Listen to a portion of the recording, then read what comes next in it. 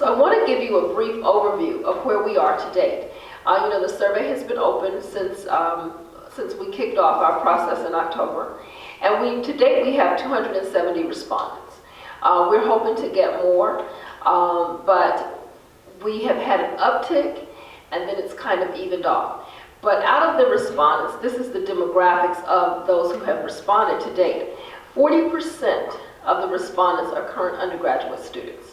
4.8% of the respondents are current graduate students. 4% are alumni, 34% are faculty, 13% are staff, and 4% are administrators.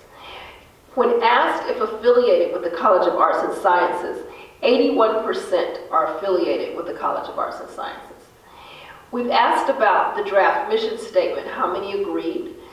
63% of our respondents agreed with the draft mission statement. 25% somewhat agreed.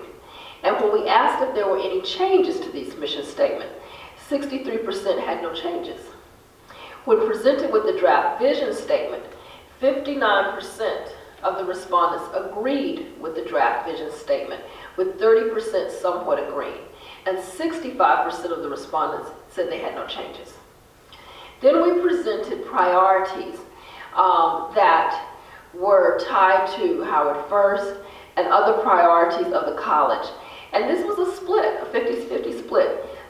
Half of our respondents who answered this question said they would add additional priorities, and half of the respondents said they would not add additional priorities. And we do have a list of the priorities that those who said that they would add have, and you'll see some of those emerging. But it's very interesting that we had literally a 50-50 split on it. When we asked about questions regarding the College of Arts and Sciences supporting academic excellence, inspiring new knowledge, serving the community, improving efficiency and effectiveness, and achieving financial sustainability, and these are priorities that are consistent with Howard First, which is the strategic plan for the university, but it's also important for those things to trickle down and be a part of each college of Howard University. So we had a pretty good response rate. Of those who answered the survey, 33% responded to the question regarding academic excellence, 29% responded to the question around inspiring new knowledge, 27% responded to serving the community, 27% responded to improving efficiency and effectiveness, and 27% responded to achieving financial sustainability. We asked about experiential learning and how participants or respondents to the survey thought that should look for the College of Arts and Sciences. We got a 36% response rate to that. And then what we did was we put in the survey a SWOT analysis, a strengths, weaknesses, opportunities, and threats analysis, to get a feel for what the community, what the respondents thought were the strengths of the College of Arts and Sciences, the weaknesses, the opportunities, and the threats. And about a third of our respondents responded to that question. We asked questions about what our respondents felt were the 21st century challenges for the College of Arts and Sciences. What are we facing for the 21st century that the College of Arts and Sciences needs to really respond to? And some of the samples of responses included technology, racial disparities, gender issues, mental health, stigma, infectious disease, and climate change. And then we've actually were able to drill down, and you'll see some of these things as they emerge in our Centers for Excellence. But these were some of the broader themes when we asked what some of those challenges were. And then we talked about what they thought, what respondents thought was the most important issue when we looked at strategic planning. Some of the responses included having online classes, financial stability, revamping the course offerings, having the right people in the right seats, recruiting the best minds, enhancing student research, and of course resources. Let me go back, if I can figure out how. Well, before I go on to the draft mission statement, were there any questions regarding the survey? Okay. So this was the draft mission statement that was presented in the survey, and it's also on the strategic planning webpage of the College of Arts and Sciences website. So this is the draft mission statement that was presented for respondents to react to. And these are the key points that were in this mission statement.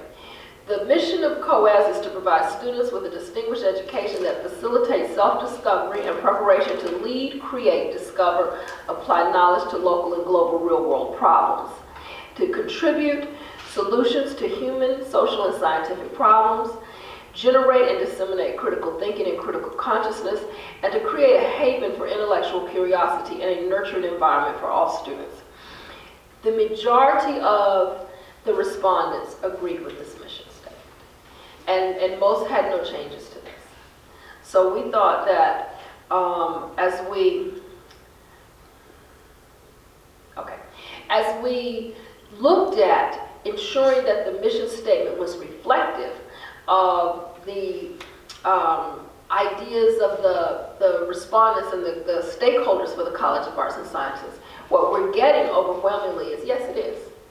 Most are agreeing or somewhat agreeing, and the majority have no changes. This is the draft vision statement that is also on the strategic planning webpage of the College of Arts and Sciences website. And this was presented in the survey. The key points for the vision of the College of Arts and Sciences is to be preeminent in arts and sciences, to educate the whole individual, to offer a variety of domestic and international learning experiences, to solve local and global problems, to facilitate academic excellence, and to be a leader in research. And overwhelmingly, the majority of our respondents agreed with this vision, and most had no changes. Are there any questions about the draft vision and mission statement? Okay.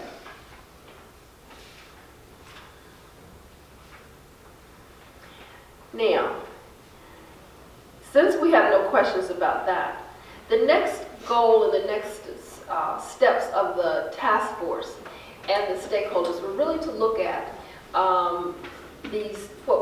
what Dean Patterson talked about, the centers of excellence. And the task force worked very hard to identify a working definition for the College of Arts and Sciences Centers of Excellence. And this is the definition.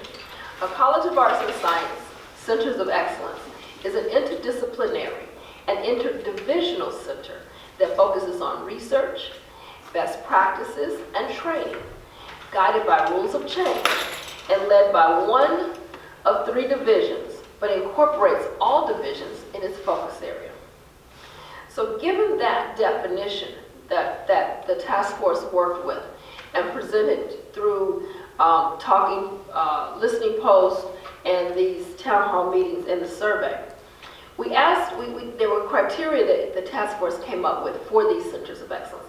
And the criteria includes these three different points.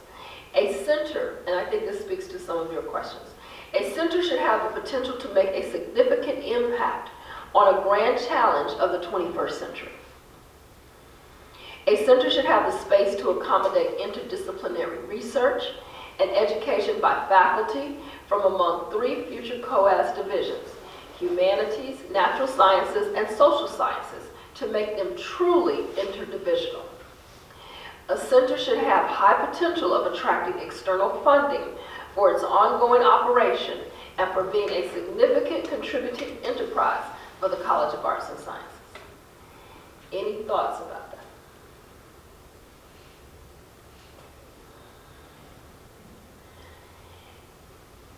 These would be the divisions and the departments under those divisions that would be interdisciplinary and interdivisional to pull together said College Center of Excellence. And as Dean Patterson said, through our conversations, through the hard work of the task force, through the review of what we received qualitatively from the stakeholder survey, this is the first example of the Center of Excellence that emerged. And if you look on your agenda, you will see the definition on the back of your agenda. So you can read it from up here, but it's also on the back of your agenda. So this is a center around environmental sustainability, human development, and justice.